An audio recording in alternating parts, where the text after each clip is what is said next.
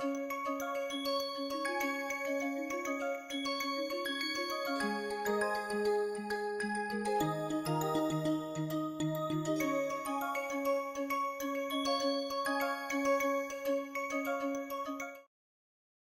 morning all. So, let us continue our discussion on circular dichroism and circular dichroism with like a determination of nucleic acid conformation. So, you see nucleic acid, when we talk, two things comes to our mind, DNA and RNA. And if you look at the component of these nucleic acid, it is just a linear chain where the sugar ring is attached with a like a this PO4 bond, phosphide bond, phosphorus bond, and then you have a base here, right, attached. Now, this is the linear chain which makes the nucleic acid, that is a basic constituent. So, it is a polymer made up of unit called nucleotide. Nucleotides are made up of three different components, a sugar moiety here, phosphate group, that is here PO4 minus, right. So, PO3 and another goes when it forms the bond H2, like another with H2 it gets released, phosphate group and a base which is attached here, right. These are the so this base actually changes according to what nucleotide is. So, base can be A, T, G and C, adenine, thymine, guanine and cytosine, that changes. And if you look at, this is like a two ring, here you have one ring. So, pyrimidine and purine, that is the base that we have. Now, the important part, like in 1953, this when double helix structure was solved by Watson and Crick, they like this diffraction pattern was Rosen-Franklin, right. So, if you remember your little bit of structural biology of the DNA. So, on the basis of the diffraction pattern that came from Rosen-Franklin, Watson and Crick solved this structure. So, what they were chemists, so they realized that to stabilize this DNA structure, the A and T will form the hydrogen bond, and these are the two hydrogen bonds that stabilize. Similarly, G and C will form the three hydrogen bonds. So, DNA structures are held together by these hydrogen bond, and these are the hydrogen bond that we are talking about, AT, GC, GC, AT hydrogen bond, right. So, A with T, G with C, always pairs like this, and then A is replaced with U in RNA, but this is the primary building block of DNA. And you know, this is the central dogma, DNA forms the protein, to DNA transcription happens to RNA, it's transcribed and then translation happens. So, like a basic knowledge, if this is the DNA sequence, you have a mRNA sequence and that will encode for different amino acid like UUC for phenylalanine, so and so forth. So, this is the basic structural unit, and if you look at the DNA, because it is making protein. So, it is a high fidelity protein biomolecular structure that you have. Here any mutation, any changes can be determinantal, because DNA finally gets transcribed to RNA and to protein. So, this has to be very, very accurate. Therefore, if you look at the variation in the DNA structure, that is a minimal, not much variation you see, right. So, these are like a very, it follows the very tight chemical grammar like a Panini's Vyakaran, you have very little deviation. Similarly, DNA has very little deviation, and this is one that continues from father to son or daughter, and it requires to be very precise, right. So, that precision comes from these structures, the chemical grammar that we are talking. So, phosphate group, the sugar moiety and nitrogenous base, these are the three components. Sugar is deoxyribose in DNA.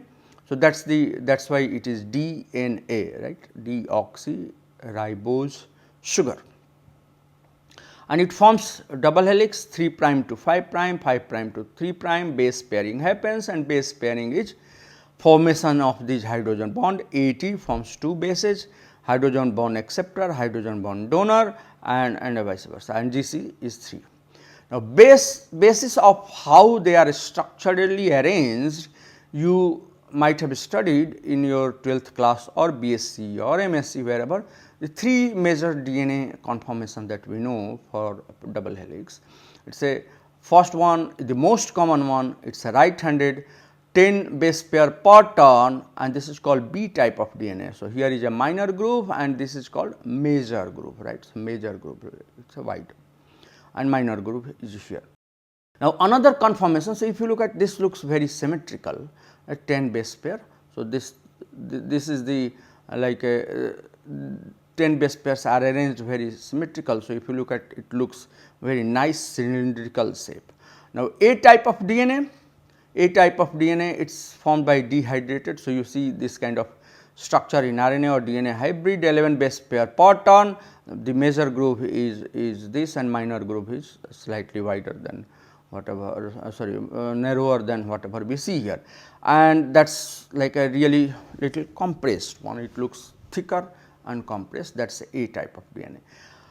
Another is left handed specific gene region, you have a G type of DNA, where you have a 12 base pair turn, and if you look at minor and major groove, not much structural difference, it looks really little compressed one, and G type of DNA 12 base pair per turn, it looks little compressed. So, these are the 3 major conformation that we have in the DNA, and this is we know from theory, right. So, how you can experimentally determine, that is what we are going to discuss today. So, how using circular dichroism we can get the idea of a nucleic acid conformation. So, nucleic acid DNA and RNA are chiral and therefore, they are optically active.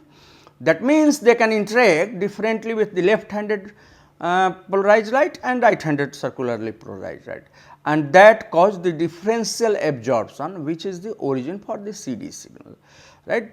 So, in CD we can study the structure of nucleic acid by measuring this differential absorption of left handed and right handed polarized light, right, and that reveals the specific conformation that we may have from A type of DNA, B type of DNA, G type of DNA, even the quadruplexes and all those.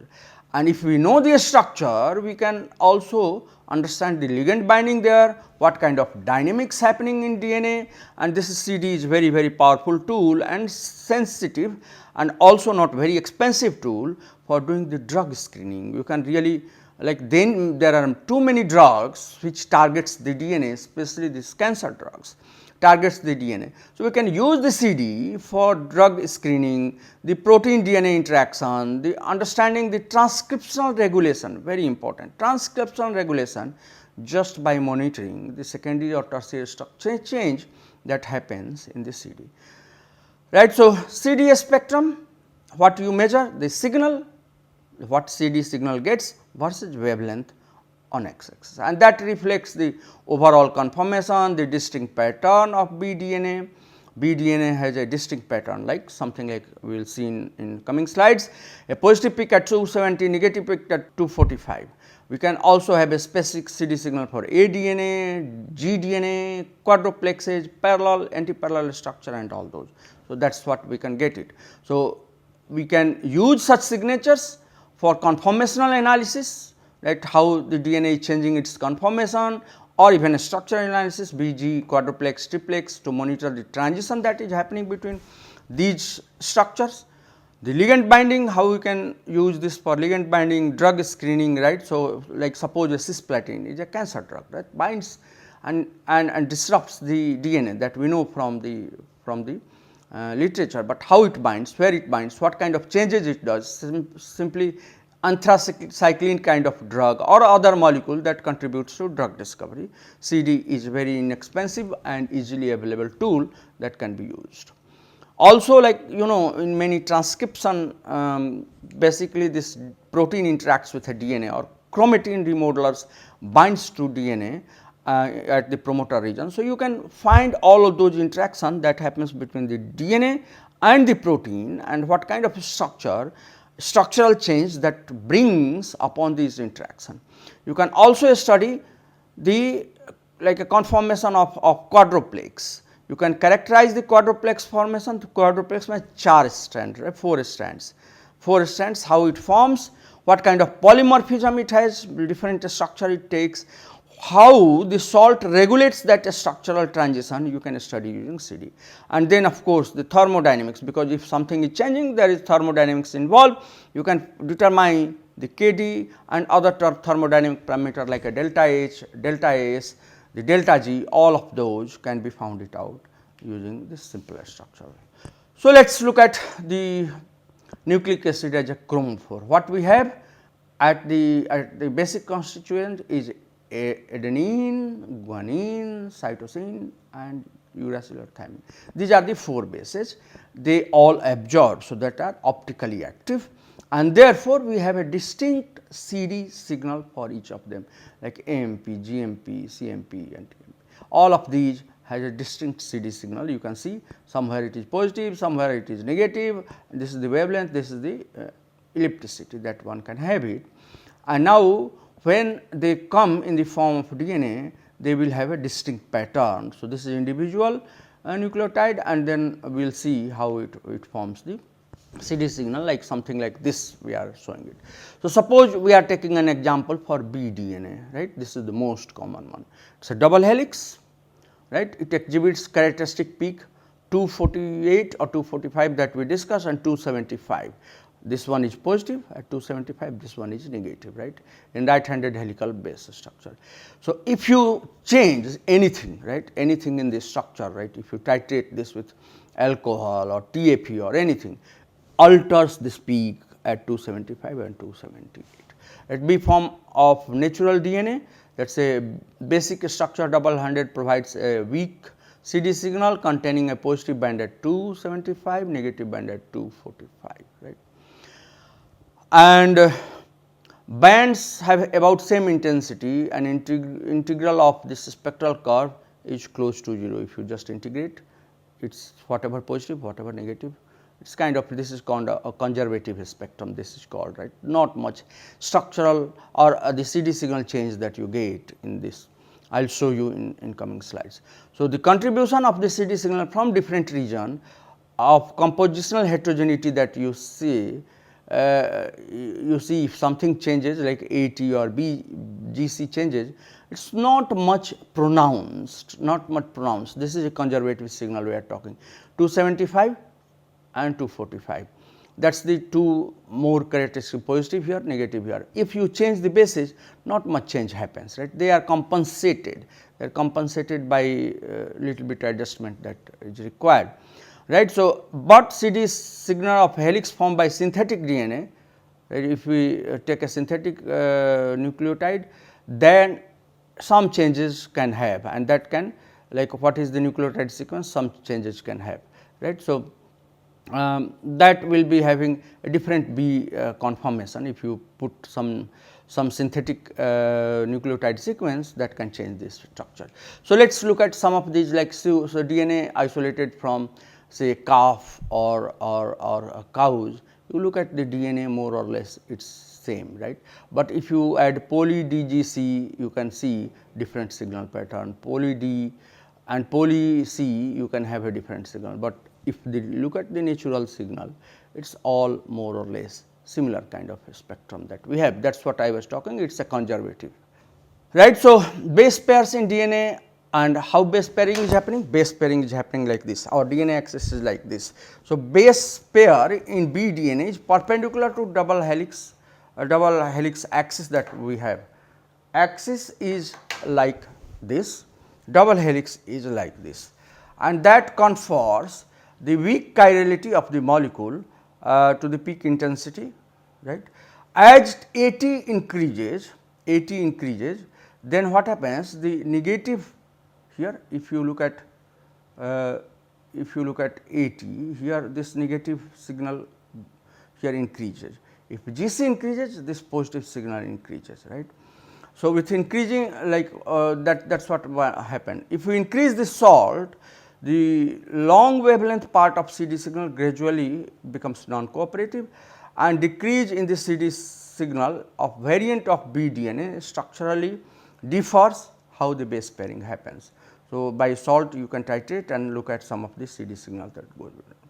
right. And as we said, synthetic polynucleotide depends upon the sequence. If you have polynucleotide, you can have a different signal here, poly GC, poly GC, poly DG and poly C, you can have a different kind of signal, or AT you can have a different kind of signal. So, that is what happens, but natural DNA more or less it shows conservation. Now, coming to the another kind of DNA, which is aDNA. aDNA, you remember, it's like a little compressed, and it has size has increased. So, 11 base pairing per turn, right. So, this DNA is more compact, bDNA is like this, aDNA is like this, little swollen, right. So, it is given by a positive peak at 260.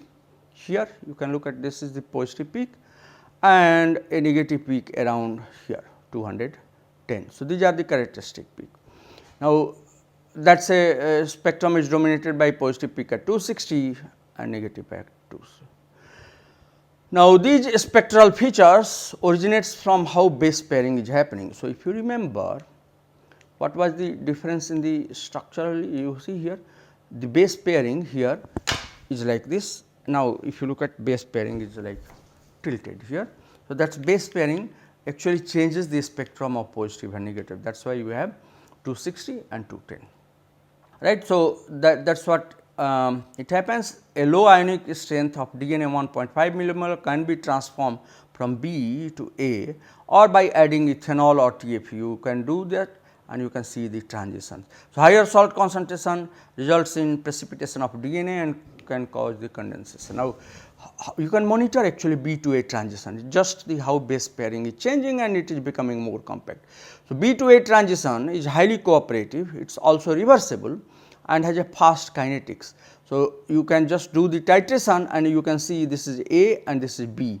Now, you can look at A 260, 210 and B 275 and 245 negative. This change can be monitored. So, here the titration is happening with TFE and here is the CD signal, that is the transition you can monitor. Even the RNA looks like something like A, you can look at RNA and A. So, some differences are there and that can be find it out.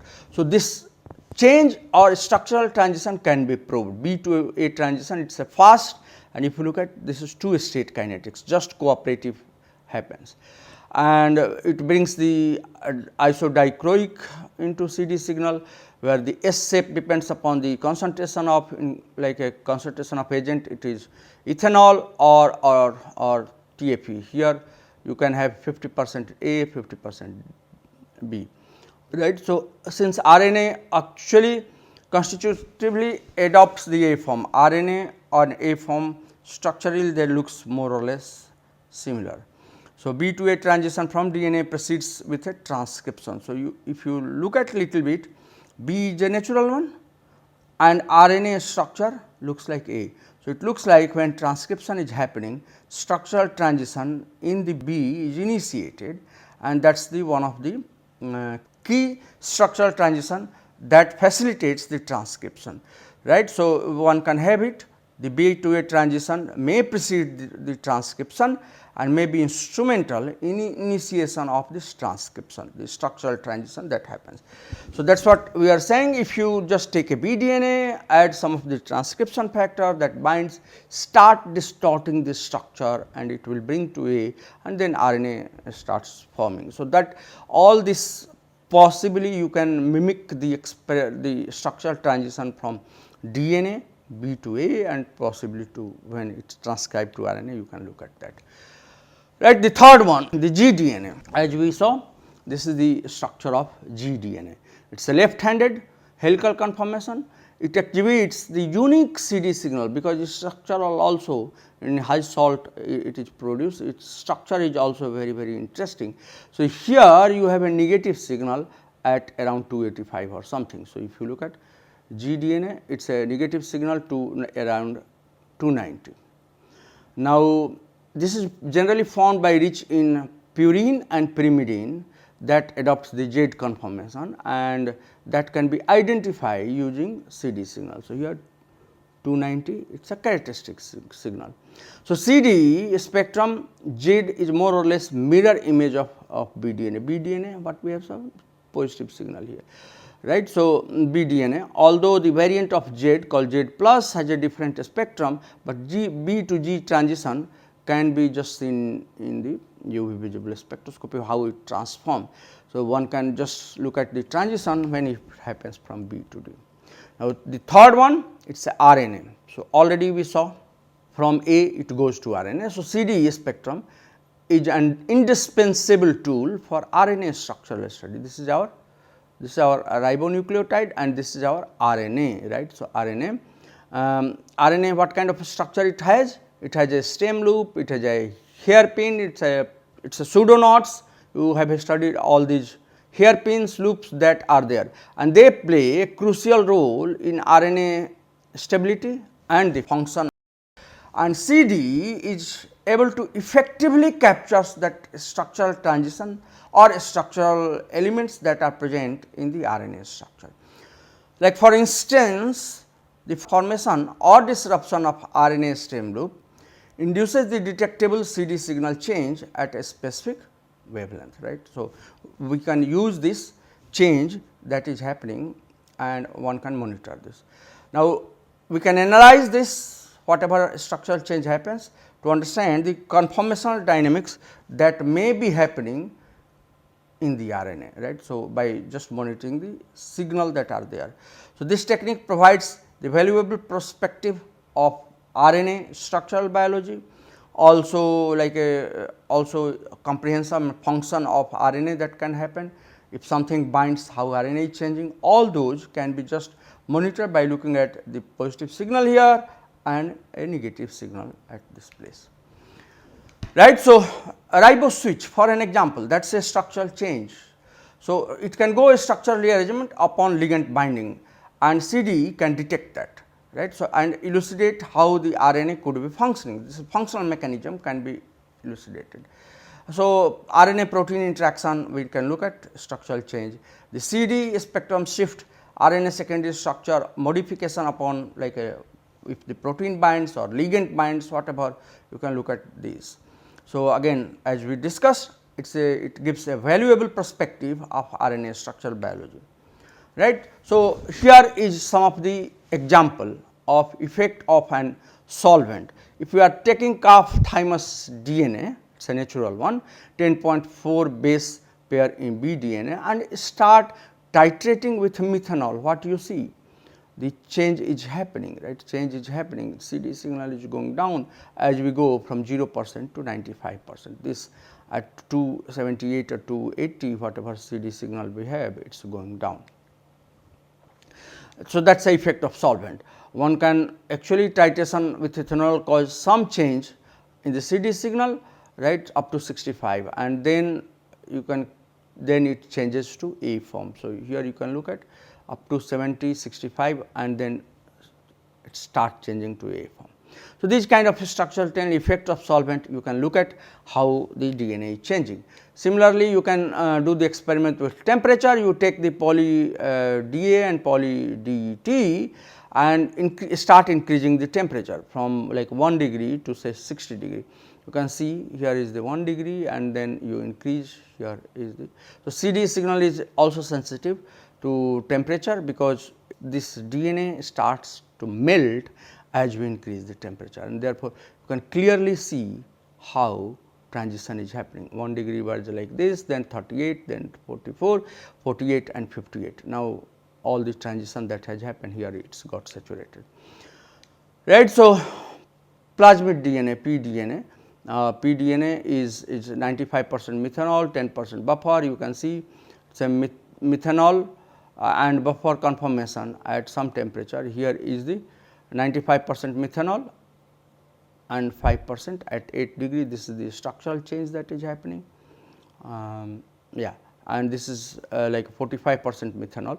So, one can see clearly using solvent, one can see the structural change that is happening. Now, coming back to triple DNA. So, 3 stranded.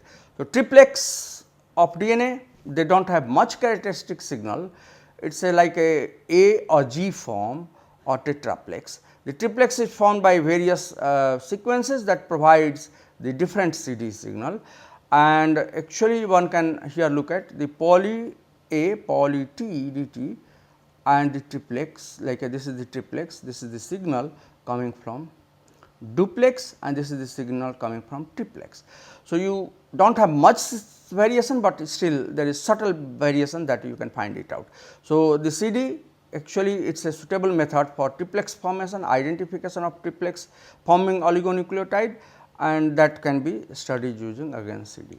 So, the say effect of ion and temperature on triplex, you can have with magnesium the intramolecular triplex that is forming, and without magnesium this is our CD signal.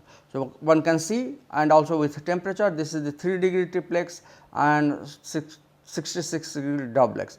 Clear transition going up this peak, this gets denatured at 93, here is a duplex formation because here you can see 285 or 280 a positive peak. So, these are characteristic structural transition from triplex to duplex with temperature, one can visualize it. So, now one can see Z form of DNA negative 290, positive 260, crossover happening at 185 here. Now, Z form is not mirror image of B form, right. So, it shows the blue shift 200 and B 200 Nm and the B form 185. The Z appears to be trademark of the B and G transition, that is what one can see it here. Here is the B DNA, A DNA and G DNA, that is it. A to B one can have a really good transition that we discussed. So, this has a characteristic signal 260 positive, 200 intense negative and 190 intense positive. In B 275 positive, 240 negative and 258 a crossover that we have. So, this monitoring this structural transition you can find it out B to A how it is happening. So, we can conclude that CD is a powerful method for studying the DNA conformation property, structural transition that may happen upon ligand binding, upon protein binding and all those. Following the only single band say at 260 and ignoring the remaining region of a spectrum can lead to incorrect conclusion. So, what I want to emphasize to look at this and this both of the signal how they are changing to have a more consistent interpretation of data.